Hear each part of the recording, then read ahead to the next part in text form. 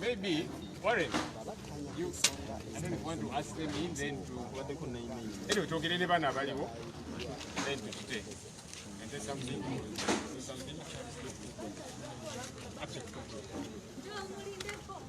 Kababaite, bali mu bayita.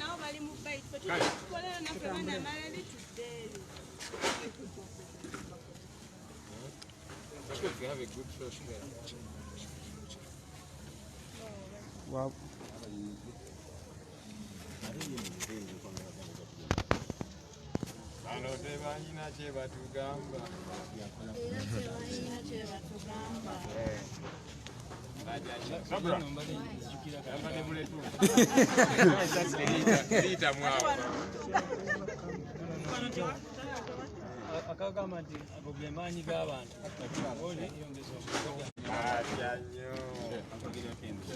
Okay, so we're just waiting for police and them coming in. We'll say something quickly.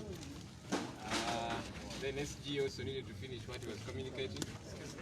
And we shall be out of here.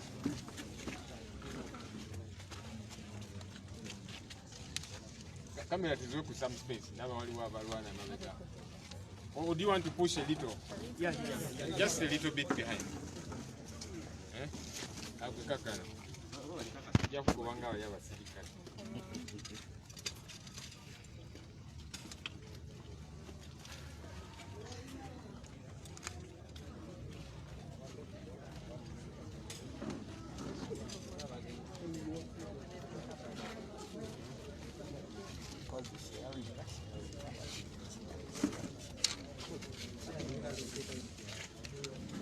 Are we okay? Are we ready? Okay, maybe get ready in a minute.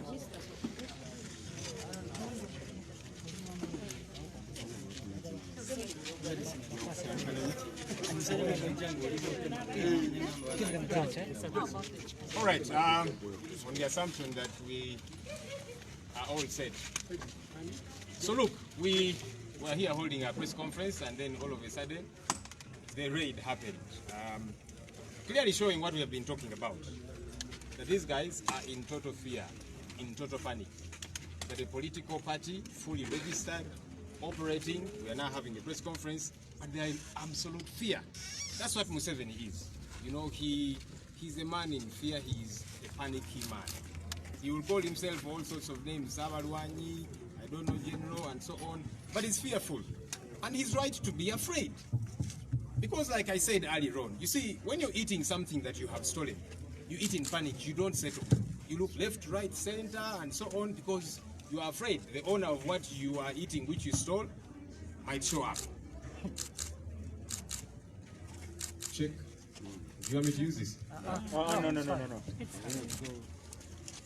So that's what is happening, you know. Museveni knows he stole the victory of Ugandans, stole the election, and that's why he's operating in fear, deploying everywhere and so on for no reason whatsoever, wasting our taxpayer money to do all these different things. So, you know, chetubadde twogerako, Timaye Museveni mwatu ali mukutya. Nga bwe nabagambye nti bw'obanga oli mukulya ekintu kye wabbye, munnaye toba totereera. Olya bw'otunula bw'omagalala eno n'eno kubanga omanyi nti ssaawa yonna nannyini kintu ekyo ky'oli mu kulya kye wabbye ajja kubanga akusalako. Timaye Museveni yabba akalulu k'Abannayuganda, kwe kutya kwalimu. Ajja kweyita amannya Saabalwanyi, General, simanya biki, naye musajja mutiitiizi ate mutuufu okutya kubanga yabba akalulu k'Abannayuganda. So tagenda kukakkana, tagenda tereera. Kubanga tuli wano ng'ekibiina ekitongole obulungi, tulina press conference yaffe egenda maaso, naye ne baleeta tanka ezakubako ne zaali mu gundi mu Northern Uganda, ezaali e Congo, biki ze baleese wano azifu tuli batujju. Naye ffe tetutidde. Namukye bamulaba twafulumye tubabuuze ki kimwagala. Kubanga ffe tuli waggulu w'amateeka, obanga ogamba nti nzizza omusango kale amateeka gankoliko nga bwe kirina okubeera, temweyisanga batujju. So ffe tuli banywevu, tetugenda kussa mukono kubanga kye tuliko tekimenya mateeka yadde. Kale, kambite Secretary General also comment on that and also to finish. Thank you very much. I want to recognize Deputy President Eastern Region. I've seen him somewhere. Please come here. Very happy to see you, Honorable. Deputy President NUP. for Eastern Region. Now, as you can see, this is actually one of the things I was going to talk about, the levels of intimidation. Since yesterday, as I already communicated, over 100 people have been kidnapped and arrested. Those arrested include some of the comrades who you guys know. I mean, some may know, some may not know, but there's a lady called Olivia Lutaya. There's a gentleman called Zare, also known as Christopher Godi. There's one called Sanya. There's one councillor called Kamia Jafar. There's a sheriff. Some of these are just, videographers. Others run, video libraries and that kind of thing. Even here in Kamocha, they came and arrested people just indiscriminately. Those they were finding, going about their normal business, were arrested and taken away. So this is what you're talking about, the state of fear, the state of intimidation.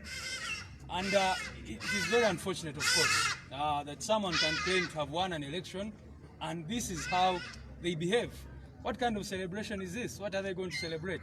How can you say that you won an election, and then you have to hold the citizens by the gun and to bring all these kinds of things? Maybe another thing I'd want to talk about.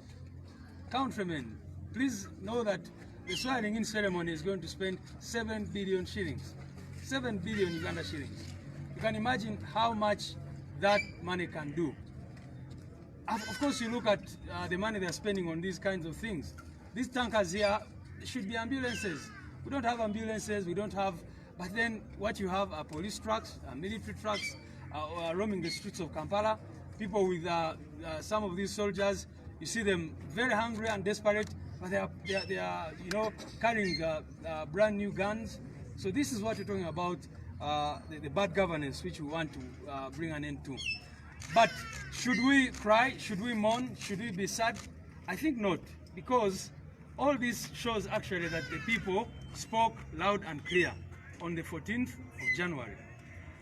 This intimidation is just not directed at us. It actually shows that General Museveni and his people are extremely intimidated. That is why they are doing what they are doing.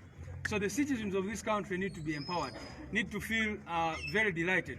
The citizens of Uganda need to rejoice, because where we are headed is a clear sign of victory, because these people are in total panic. So we should work hard and make sure that we bring an end to this dictatorship, which I am certain we are going to bring an end to. So we have information that they are planning to raid homes of our leaders. As Comrade Joel said, the home of our leader is still surrounded by the military and police. Other leaders have also been threatened and attacked and all that. But we are not giving up. Like our president said a few days ago, the President Museveni wa General Museveni alowooza agenda kweraiza naye ali mu kwesudiya. Kitegeeza kyekyo nti bannayuganda anytime bajja claiminga entebe yaabwe kubanga it belongs to them. Thank you very much. Anytime now. Italan.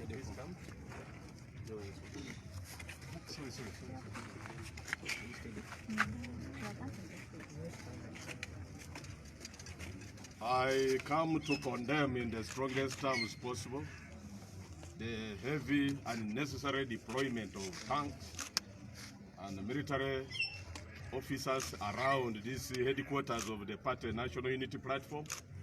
When the activity that we are conducting here is peaceful, it's not even a demonstration. But we have declared that tomorrow will be a day of prayer and fasting. And it's not a sign of cowardice. It's not even surrender. We are only turning to God, the Almighty, to cry to Him for the lost and stolen victory which we are claiming. And look at the dictatorship here, and the dictator himself, hiding behind veneers of respectability. You look at the swearing-in functions. He has held so many of them. He has always handed power to himself severally, almost 7 times now, holding regular elections. These are mere veneers of democracy, democratic pretensions, but it is to sanitize the military junta, military rule. You can see what has happened today is just a demonstration by word and deed that what we are under is a military junta. if today and right now you visit the home of the Honorable Robert Chakulanyi, it is a barracks. He is under siege. He has actually been besieged by all thousands and hundreds of army men.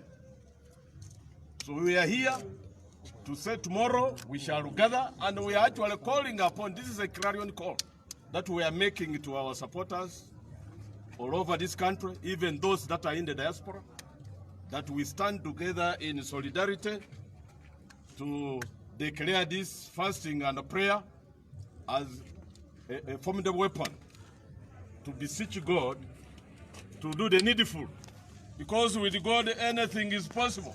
Someone can collapse dead, however powerful he may be. We have not behaved like Samson, but we are pricked to anger. You know, Samson eventually had to bring down everything, including his own life. But we are about to be pricked to that extent. Our prayer is that tomorrow is to be observed as a day of prayer and fasting, beseeching God, like it were in the Bible days, like it were even in the Quran days, whenever a people were oppressed, like we are now in Uganda under bondage, they would turn to God. And that's what we have done.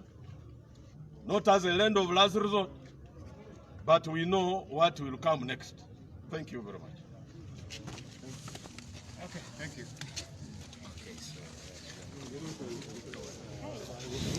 Yes, gwe muganda wange ali ku Ame TV, Maria Tracy nkulabyeko.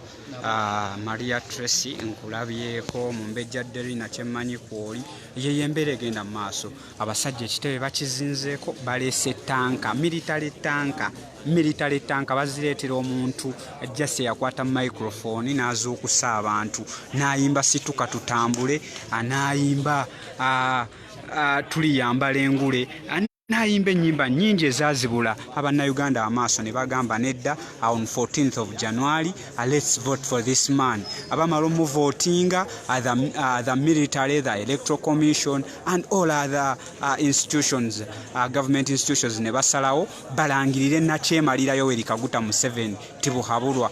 Naye okuva olwo nkugambye nga Joel Ssenyonyi bw'agambye akalulu kamulakira, leero yabba kanja akalulu kamulakira, atiisatiisa. Wetwogerera kakati Olivia tetumanjali, Olivia Lutaaya, abaana bangi babakutte, ejjo bakutte abavubuka bana Magere.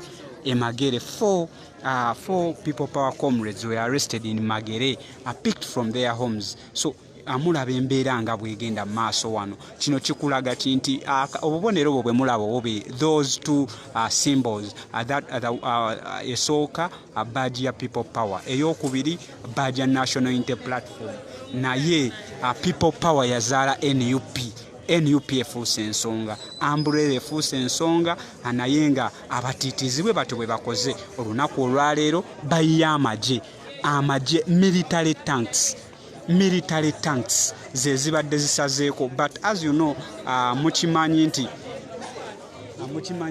Museveni mutiitiizi, abaana be bagenza okwaprochinga bano bannamagye okubabuuza kiki kye munonye ku kitebe kya National Unity Platform, ate badduse buddusi.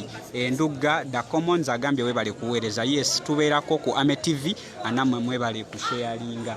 Yes, naye nga ye embeera abaganda bange amwebale nnyo, mwebalire ddala, wabula to all the foot soldiers wherever you are, anowa mutwe, ghetto speaker, mwenna gye muli bannange mwebeereremu kuba obusajja butulimu. So mbasaba mwebeereremu nnyo. King Zari yatwaliddwa, muganda wange akolera awe wa Juba atunda mbaawo, ate nga kansala omulonde wa Kawempe, road kansala Gaddafi mafu.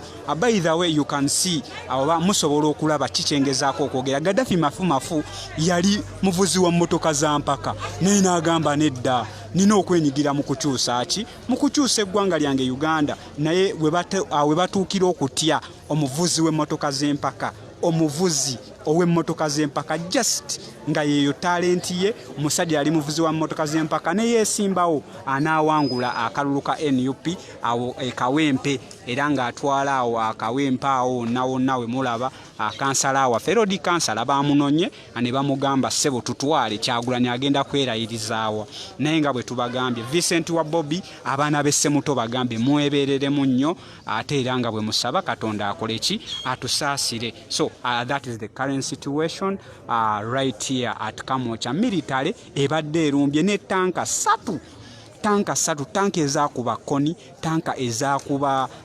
Gaddafi ze yalwanisanga abasajja ze baleese tanka nga bazze kuba ki nze naawe naye nga ayeyembeera bannaaye sita wa Uganda empya ku Ame TV kwobeera ambeebaza nnyo bannaaye abagezaako okusharinga message anga bwe nabagamba TVs nnyingi nnyo kizibu nnyo okulaba nti ebintu ebyo babiraga babikaatingamu naye ffe twewaayo okubaweereza oyo honorable waffe w'Embaale tumuyita Mbaale machine naye abaana naye ab'Embaale azze ku reportinga abaana b'Embaale ye vice president waffe from Mbaale from Eastern region naye mulaba nti yeye embeera egenda maaso abaana Embaale baabakutte bali mukwata baana kubanga ki because there is fear awo nangambye yogerako mu luzungu okay kangezeeko katinitini omanyi wetuba mu swawumu oluzungu luba lutono. Actually we were having a press conference here at the NUP headquarters here in Kampala, Kamwokya, Kampala district. But as the press conference was going on, Chairman Nyanzi Fred Sentamu, the leader of NUP of informal sector, came and informed the spokesperson that actually military had raided outside and they had packed outside military tanks, UPDF military tanks. So that was the current situation. We decided to go out to ask these men what they were looking for. As you also, they ran away. They spent there like 10 minutes, but they ran away with their military tanks. Why did they go away? Because they just came to intimidate us. So yeye embeera ebaddewo abaganda bange oluzungu lutono tuli mu kisibo oluzungu lutono njogera ndukekkereza naye nga yeye embeera egenda maaso. Omuwala oyo gwe mulaba bambi yagezaako okuyamba abakasiru abatabanyi abatawulira naye nga basobola okulaba. So abakolera sign languages naye mumuneebalizeeko naye nga people following from Kasese yeye embeera egenda maaso wano ku kitebe ekya National Unity Platform. Military ebadde esazeeko onambuza president aliwa the president elect Kyagulanyi Sentamu Robert ali magere mbo bamusibidde waka naye nga bwe tubagambye by the way mutwalo omukisa guno. I take this opportunity to call upon Ugandans to hear or to listen to this cry. The NUP leaders have decided to fast and pray tomorrow. It doesn't mean that you have to come here and pray from here, or you have to come and fast or spend the whole day here with them at the NUP headquarters. But wherever you are, just be there, fast and pray. Fe eri abayisiraamu atubadde tumanye enkya Idi naye aganyabo enkya ne weeba Idi sisobola kulya nkoko ndi enkoko nfumbe mbwe mmere. Tomorrow is fasting. Even if it is Idi day, tomorrow we have to fast. Idi tunajikola ku Lwokuna, because you can't tell me that Museveni will be swearing himself in. Museveni will be swearing himself in on a Idi day, on our day. So Muslims, fellow Muslims, tomorrow fasting and praying. Wherever you are, the leaders of National Unity Platform will be here. We also the police saying that actually Kyagulanyi Sentamu Robert is planning to swear himself in, but we all know who is planning to swear himself in. It is Yoweri Kaguta Museveni. He's not the elected president of Uganda. He rigged the elections using the Electoral Commission, using the judges, the Chief Magistrate Court, using using the military army. We all saw that. Again, I send this message to all the leaders, the presidents who are to bless. Yeah, that is even cursing, who are to curse the ceremony of the swearing in of Yoweri Kaguta Museveni. Those leaders, I heard the president of Tanzania is going to be there. That is a curse. The president, as if I had the president of Germany, but again, Germany pulled up the post. You all saw German embassy in Uganda. They had congratulated Yoweri Kaguta Museveni, the killer, upon winning the rigged elections. But you also, German embassy in Uganda pulled off that post. So that is what is going on. So far we know only 10 leaders, 10 to 11 presidential leaders or presidents that will cast the ceremony of the swearing in of Yoweri Kaguta Museveni. But what is our cry? Our cry is, as the president has said, as the orders have come, let's all pray, let's all fast tomorrow. The day is tomorrow. Is our president safe? Yes, the president is safe, and sagala kwasabyama naye gwe just be on his page. A surprise is coming.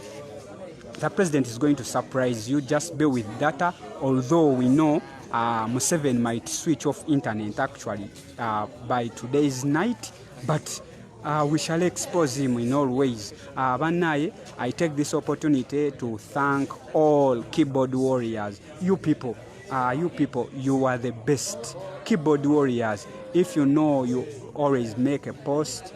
Your English is good, but keep using English to reach more nations. Okay, Pastor Daniel Kavuma, thank you so much. I always try to communicate in English, but as you know, we are still fasting. We are in the holy month of Ramadan, and you use a lot of energy to speak English than you use your mother tongue, Luganda. But I always try to speak English. So that is the current situation. Tomorrow, let's all fast. Let's all pray. It doesn't mean coming here at the NUP headquarters, because as you know, the military, the SFCs and all that, they are trying to arrest all youth. They are in fear.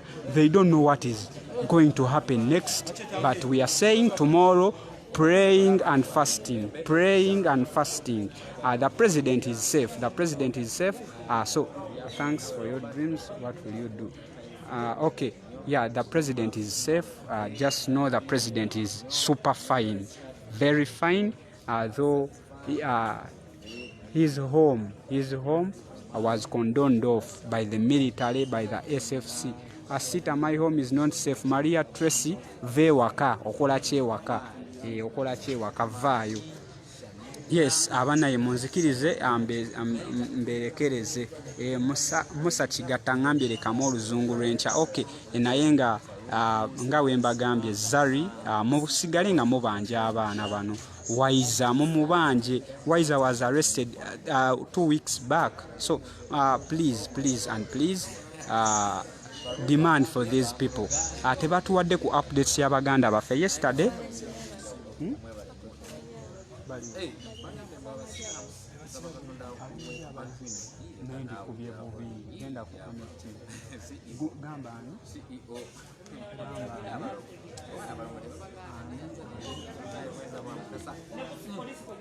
Gamba swabula agamba oyiga yatera okufaanana atero sala swabula swabu sokoje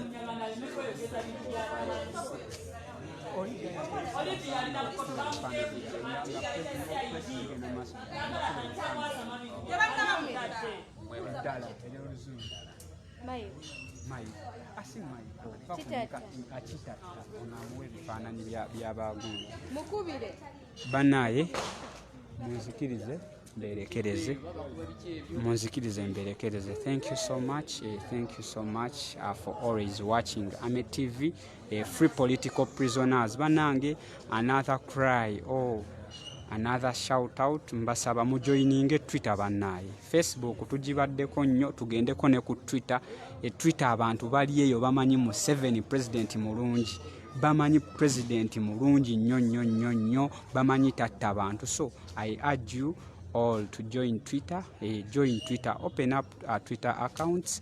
Tusigala ate nga tukyongerayo naye nga nebaza ba keyboard warriors bannaye mwabafudde struggle eno kyeri. Whenever you make a post, these people Jackie wa Bobby, there is Nabisere Sharifa, waliwo bano ba Kakensa, waliwo let me nnyo mwebalire ddala ebaganda baffe tebabalese mu kooti naye nga kyetumanyi bagenda bawa date nakyemalira wamala okwerayiza.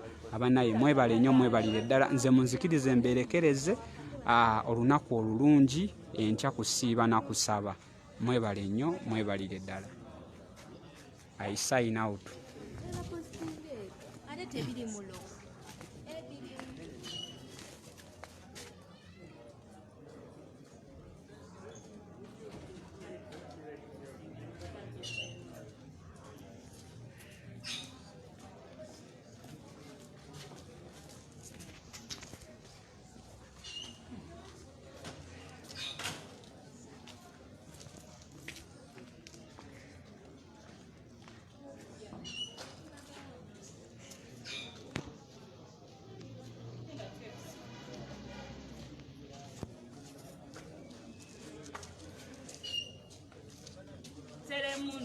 Telemundo.